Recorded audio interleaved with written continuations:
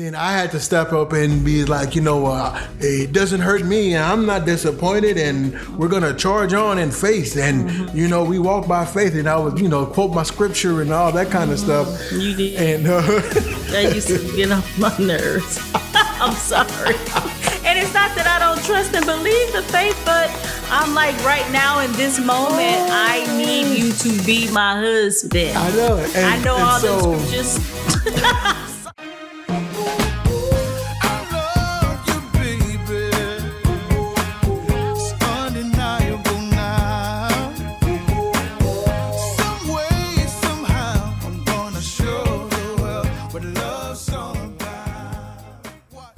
Everyone, and welcome to another episode of Marriage Matters. This is a podcast where we talk about marriage matters because marriage matters. If you're watching for the very first time or listening for the very first time, my name is Glenn Coleman, and I'm joined as always by my hilariously funny wife.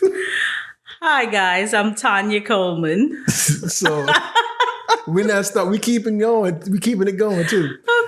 Okay, so yeah, we just had a little moment here before we started. I gotta catch my breath. Yeah. Before I continue. How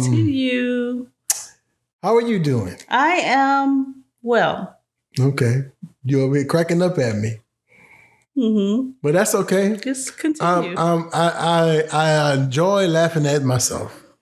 I enjoy laughing at yourself with you. Keeps life interesting. keeps things interesting. So anyway. It's rare that it's you that we're laughing at. So you laugh at me sometimes. That's what I'm saying. It's rare. Most of the time, you're laughing at me. Oh, well, I found humor in everything. So, anywho, keep going. Continue. Okay.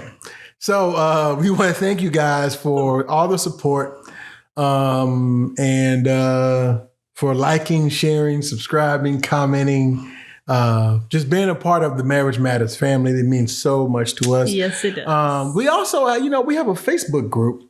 We do. Marriage Matters Facebook group. That's the name of it, right? Marriage Matters Facebook. I think it's Marriage Matters Community. That's bad. We don't even know. But look it up and join us. And we share some things in there. We're going to be doing a lot more in there. We got some other things coming that we're going to be sharing with you guys. But just keep your eyes and ears open to that. So anything else you want to talk about? Any other?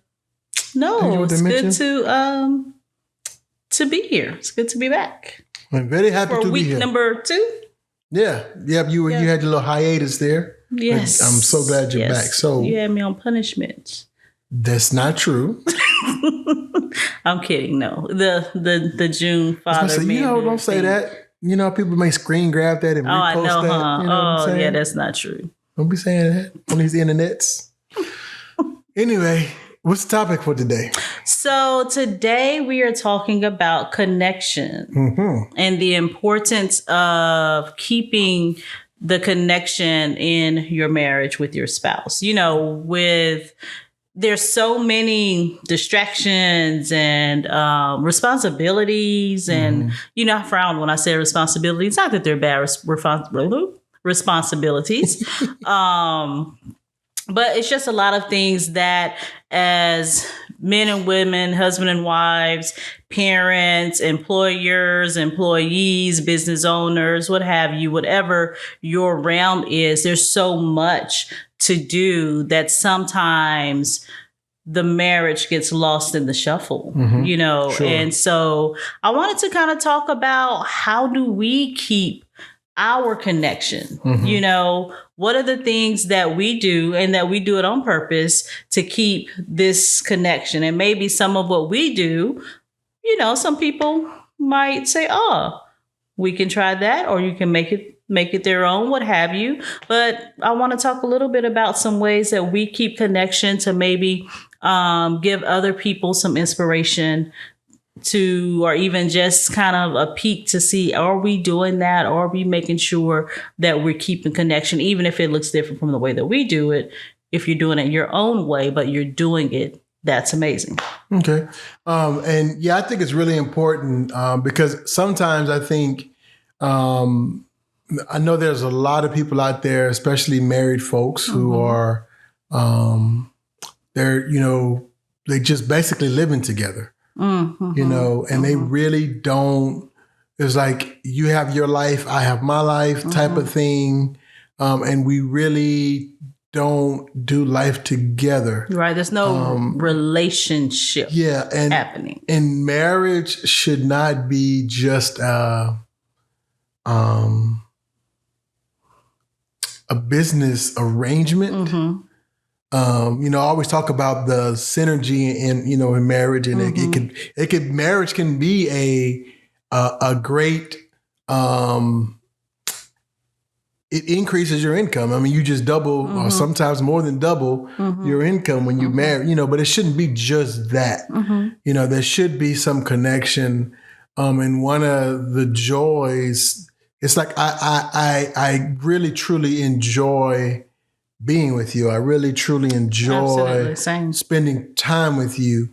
And especially, and I may be getting ahead of you, but especially when you understand the seasons of life. And I see this a lot of times, when you get married and you have kids, and then life becomes so much about the kids. You talked about responsibilities. I guess that will fall in the responsibilities. Absolutely. And of course, we have to be there for our kids, and we have to support them, and we have to show up for them. But those kids are not going to be with you forever. Typically that's going to be a 20, maybe 22 year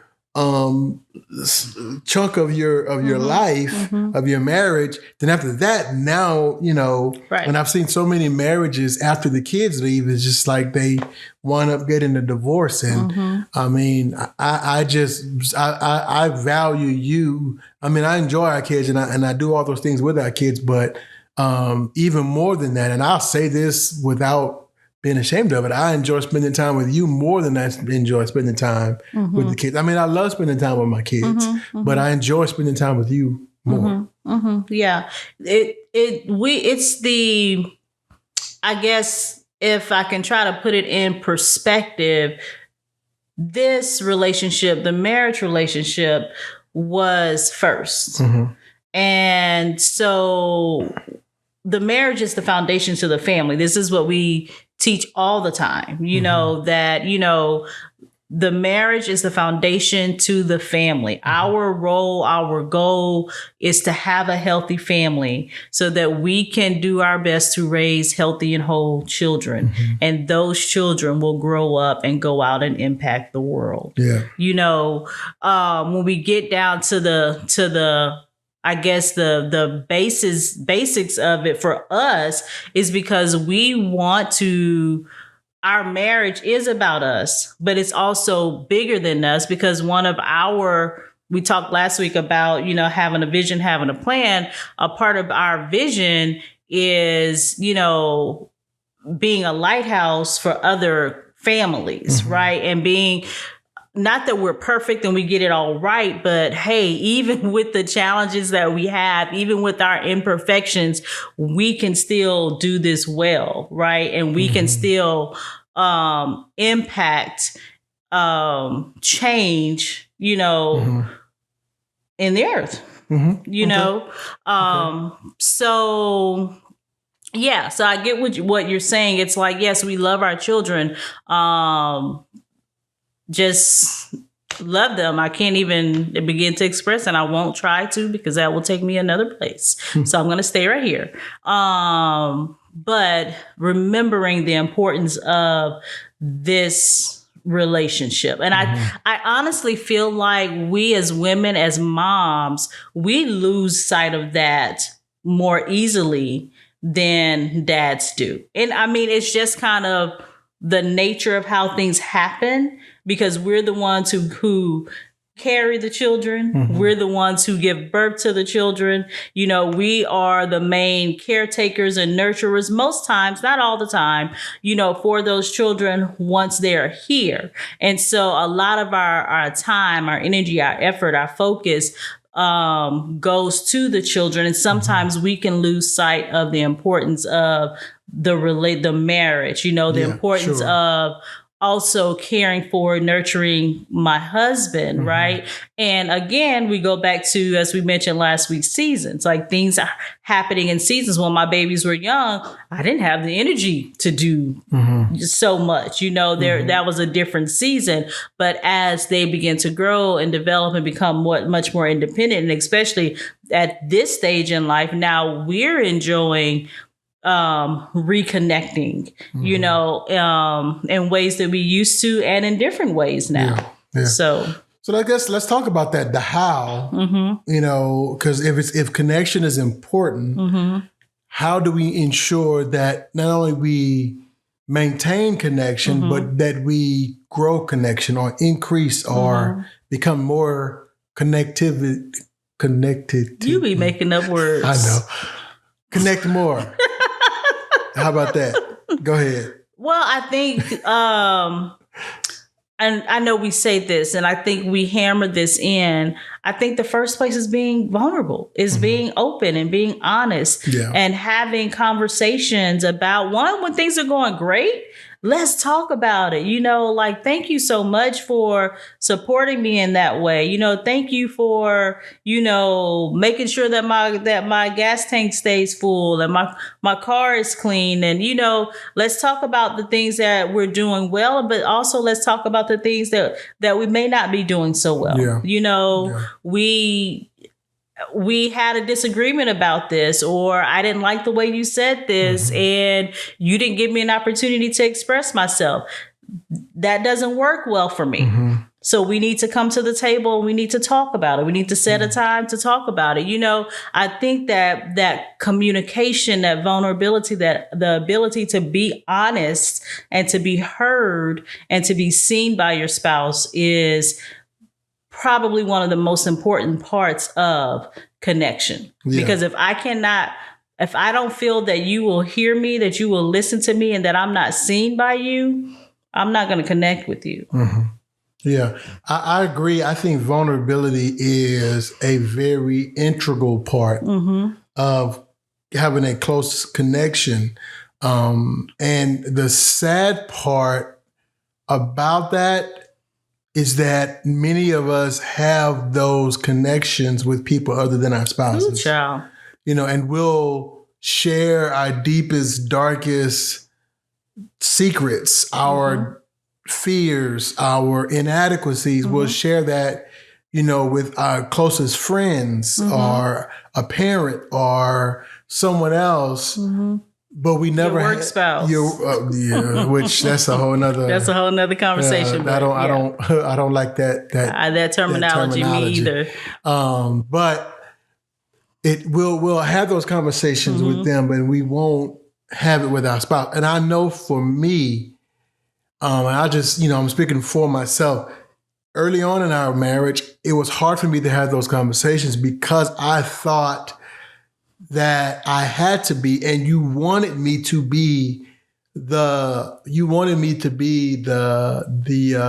knight in shining armor. You wanted me to be the Superman, the one who never bleeds and the one who never gets hurt. And I always thought that if I'm showing emotion, or if I am admitting defeat or admitting that I was wrong or whatever it is, then that I wouldn't be the man that you needed me to be. Sure. Yeah. And so for a long time, it was hard for me to be really open and honest. It was hard for me to share my struggles. And so when things would happen and I saw it affected you in a certain way, and you were crying or just, I could see you were hurt and you're disappointed, then I had to step up and be like, it doesn't hurt me, and I'm not disappointed, and we're going to charge on in faith. And, we walk by faith, and I was, quote my scripture and all that kind of stuff. You did. And that used to get on my nerves. I'm sorry. And it's not that I don't trust and believe the faith, but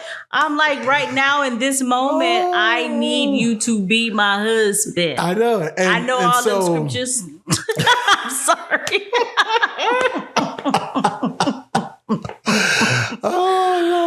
Okay, I'm being No, vulnerable that is and good, real. and that's what and we're going to help the people. We want to help the people, but that's what I thought. That's what I thought I had to be. I thought that's what you wanted. But what I found out, what you really you that all of that was cool. But if you also wanted vulnerable me, you also wanted, because like you said, it's hard that you can't connect to me, because that's really not who that's the wall that I put up. And even though that wall work, that's the role you playing. And even though that wall may work in certain aspects, that wall may work in my career, because I have to be able to bust through that the other walls or the roadblocks, but it doesn't work with my spouse, because she doesn't need me just to be the winner and the conqueror. She needs me to be the nurturer, and I don't know. I needed to know that sometimes, like you said, that that you didn't bleed. No, I needed to know that you bleed too. Yeah. I needed to know that you hurt too. I needed to know that you were disappointed in what was happening in that moment as well. Yes, I needed you to help me to continue to build my faith as I help you to continue to build yours. But right now in this moment, I need to know that we're in this together, and I don't feel like, now I am less, because I am being vulnerable and open with my emotions, and you're solid and you're strong. And so now I feel like I need to shut that off, and I need to come up here with you and never deal with the emotion, but then it shows up and it comes out later. Yeah. And really, we've talked about this before, but, and Brene Brown has the documentary on Netflix called Courage. What is it called? It is something with courage. It's not Courage Under Fire. No, that's a movie. Shout out Meg Ryan. But it is, can look it up, Brene Brown. But it's talking about vulnerability. And she talked about that, how it truly takes more courage to be vulnerable than to put on that hard facade. It takes a lot of courage to really to tell the truth and to be honest in situations. And when I started doing that, I really started seeing the change. And I'll just say this, it affected change on multiple levels in our marriage, not just the way we related to each other, but just even in intimacy, our sex life, all of that changed when I really started to open up and let you in, and be open and honest and just vulnerable and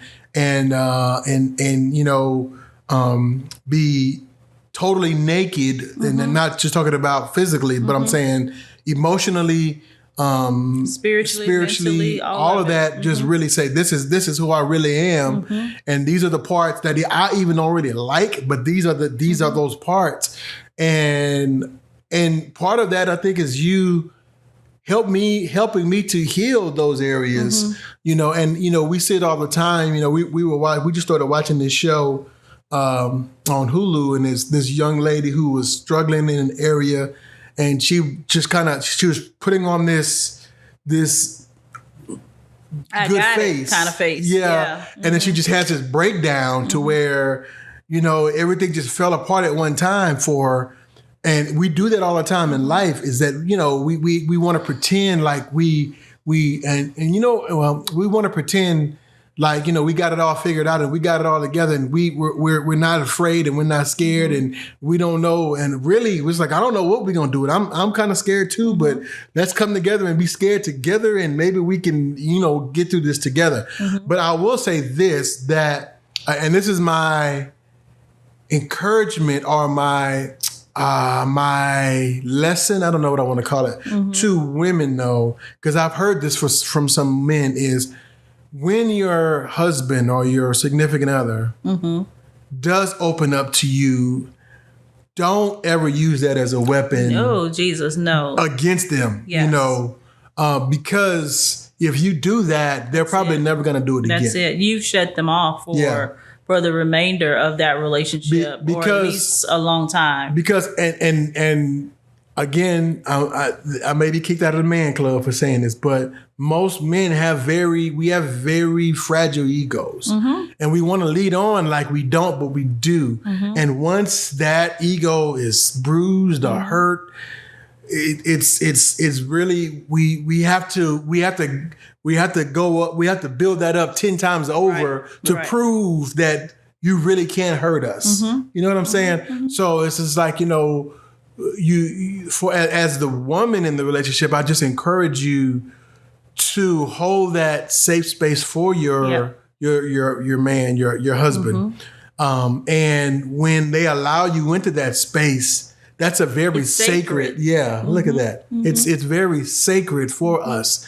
And don't ever violate that. Don't ever bring that up as a weapon to use against us, because you'll never, when you do that, it'll be really, if ever, it'll be really hard for them to let you back into that. Absolutely. It's like getting the key to the special box that you've been looking for forever, and you finally get the key, and then when you get in there, you know, you destroy all of the goods.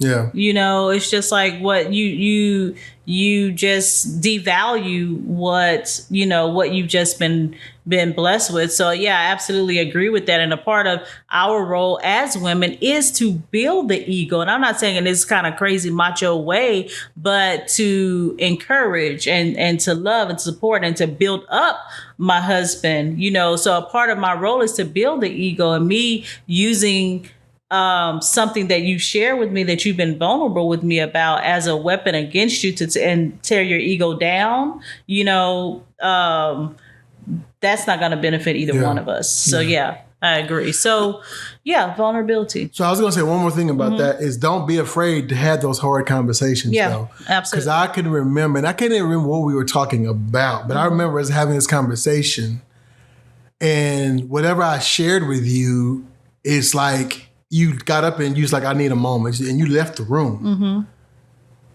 And I just sat there and waited for you, and I was kind of like, oh crap. But when you came back and, you know, we talked through it, and it brought us just that much closer, right? So don't be afraid to have those conversations, and they may not go exactly the way you planned it, but you cannot lose with vulnerability. No, and have no expectations. It's literally like jumping out of a plane with a blindfold on and praying to God for the best. It's like, all right, Lord, let's bless it. We're about to have this talk. Yeah. You know, so yeah, vulnerability I think is pivotal in connection for sure. The other one that I was going to say was time. Sure. Because before you say that, I would say this: time leads to vulnerability. Yeah, absolutely. Because, you know, the longer we've been together, I think the more vulnerable we've become with each other. And that's, I think, I guess that's weird how that happens sometimes. Sometimes it's easier. Maybe sometimes it's easier to be more vulnerable with a stranger because it's like, you know, there's no consequence. There's no consequence for it. Exactly. You know, exactly. But time. Yeah. So I'm talking about not just the length of time that we've been in the relationship, because there are a lot of couples who have been together for years and they don't have that level of vulnerability. Sure. So I'm talking about creating time to spend with one another. And when I say that, it's like, because I see a lot of couples do like really big grand things. You know, we take all these trips and fancy dinners and, you know, all of that. And all of that is fine and it's wonderful. It's great. But just regular old pillow talk. Yeah. You know, just regular, it's the end of the day, the house is calmed down. Let's sit together on the sofa and have a conversation. Let's wake up early in the morning and time for us to spend 10 minutes drinking a cup of coffee together. and having a conversation about things other than bills and kids. But how are you? Mm-hmm. How's that situation? The conversation you were supposed to have with your sibling, how did that go? Those kinds of things. Let's connect for real, because it's easy to be off in Jamaica and have a really romantic time. No kids, and we're on this beautiful island and living our best life. Like, the connection is easy, it's fun, it's free there, right? Yeah. But when we're in our regular, normal life is when we really have to put in the effort. And so when I see you putting in the effort to have quality time with me, and there's no special circumstances going on, that makes me feel more connected to you. It makes me desire to connect deeper with you. What is, if you could name one thing that really in what way that we spend time together really causes you to feel connected to me? I think it's when we have our talks. Like, we started every other Friday. When you're off, we'll go either do like coffee, breakfast, lunch, something like that.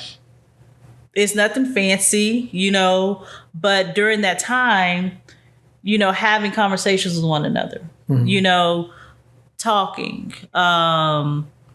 If you hold my hand, in the car or while we're sitting watching TV, if you because I will readily reach to hold your hand, but if you reach to hold my hand, that feels like you're intentionally connecting with me. You know what I mean? Yeah. Those are the things that help me to feel more connected with you. When you just roll over and you want to hold me at night, it's not about sex. It's not about any of that. You just wanted to be close to me. You just wanted to hold me, to sleep. Why are you laughing? Good, nothing. Okay. Never mind. But so, things like that, those moments. Yeah. I was going to say, if it roll over on the hold you, it probably is. But I understand that sometimes you just want me to hold you. So I'm trying to give you some brownie points. No, man. but here's the deal. Again, knowing that about you, I do that intentionally. Okay. You know what I'm saying? But in my mind, it's like, ooh, I'm touching her. This dude. But again, just knowing and I guess, for me, one of the things that I really love, which we've been doing, had a couple of days off, I really love doing with you is just binge watching. Like, we'll find a show that we really love and we'll just sit there and watch episode after episode after episode after episode. And you're like, I feel so dirty just doing this. I feel lazy. Useless. I feel lazy. I should be doing something. And I'm like, man, one more episode. Yes. So that right there, I just really enjoy doing that. And for me, that's quality time for me.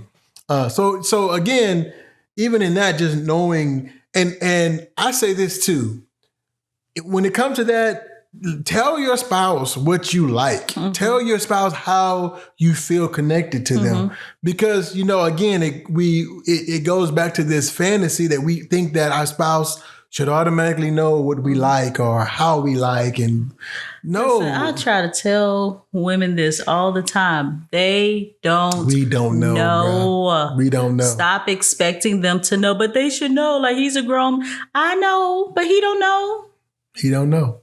Most men don't. Now, I'm not saying all of you. I'm giving, but many men don't know. Okay. Well. Unless we've been told. Because here's the truth of the matter. Women, y'all think y'all know, but y'all don't either. This is true. And I think if a lot of times, I think men, we don't make a big deal out of that stuff. So we just don't say anything about it. But y'all don't know neither. So what do I not know? I think because we've had those conversations. True. You got what I'm saying? So I think we do a good job. But what I'm saying is, there's a lot of women out there. They think they know, right? But I think it's because we don't really make a big deal out of a lot of stuff. And we get it very emotional. Right. You know, a lot of times we just okay, cool, thanks. You know, but what I'm saying is, my point in that is saying this: you've got to tell each other. You gotta. And again, it goes back to being vulnerable. If you don't like the gift, then I'm not saying this because I really appreciate the gesture. Gesture, yeah.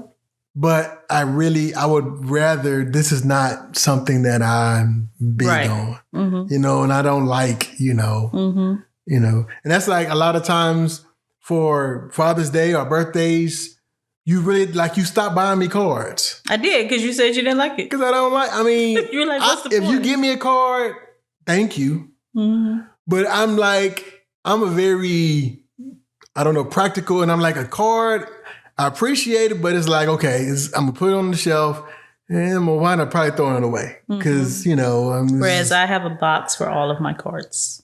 But I know that, so I know no matter what, I could go out and buy you 83 long stem roses. But I got to have a card with it. You know?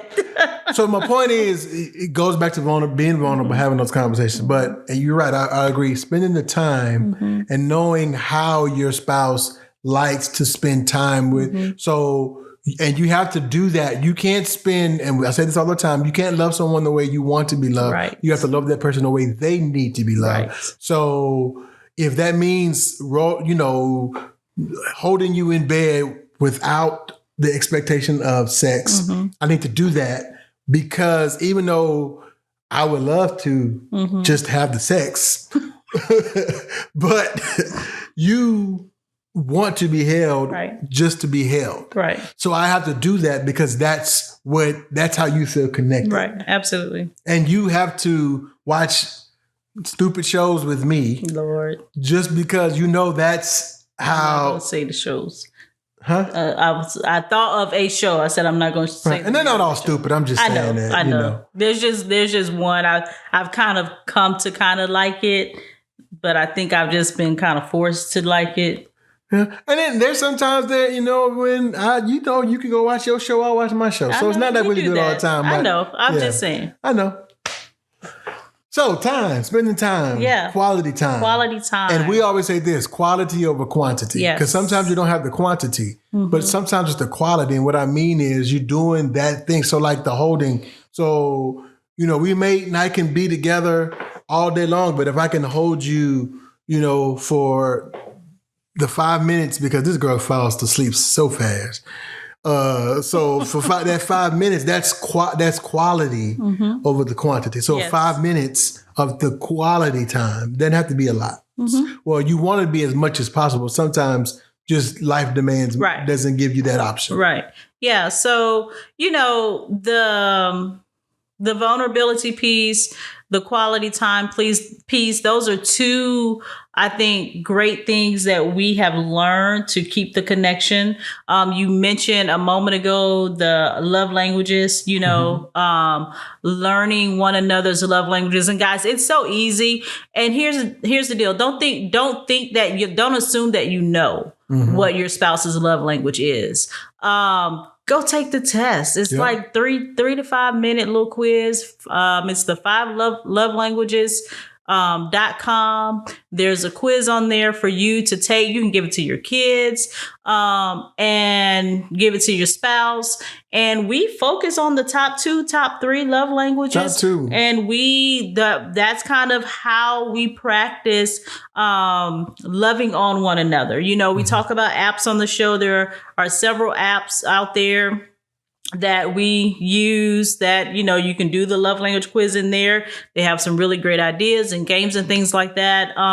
So understanding your spouse's love language, not just like knowing what they are, but really like it breaks it down. What is, you know, what is it? Quality time, acts of service, gifts, physical touch. What's the fifth one? You said acts of service? I said acts of service, quality time, gifts, words of affirmation. Words of affirmation, yes.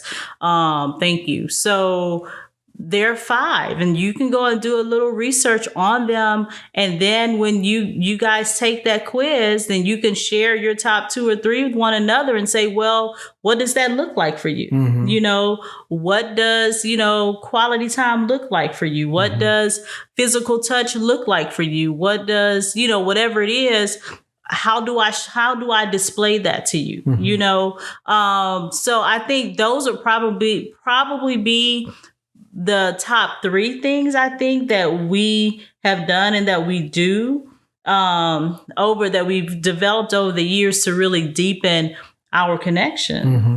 And I'll say this too about the 5 love languages. If you took it 20 years ago, it's time to take it again. Absolutely. So you want to do that every few years because what we found is they change. Yeah. And it just depends on where you are in life. Sometimes words of affirmation may float to the top because maybe you're in a very demanding career and you just need those words of affirmation to really build you up, or it just depends on where you are in life. Right. So take it multiple times, at least once every couple of years. I would recommend taking the love language quiz because they do tend to change and fluctuate. Yes. So that's all that we have for you today, ladies and gentlemen. We're talking about connection today. We want to make sure that we are being vulnerable. We're being open, we want to make sure that we're spending quality time, and we want to understand our spouse's love language and communicate to them in their love language. So work on that connection. Continue to build that connection. You have anything else? That's it, man. That's it. Well, that's all that we have for you today. We want to remind you to like, follow, and share the podcast. Share the shows on Instagram. You can follow us on Instagram. You can follow us on Facebook, YouTube. Like and subscribe over there. You can listen to us on all of the podcast platforms. There's Apple. There's Anchor. Spotify, Google Play, anywhere that podcasts are played that you can catch them. Marriage Matters is there. Look for us. Leave us some comments. Leave us some suggestions. We love to hear from you. And we look forward to seeing you again next week. So this is Glenn and Tanya Coleman reminding you that your marriage matters. See you next week. Bye, guys.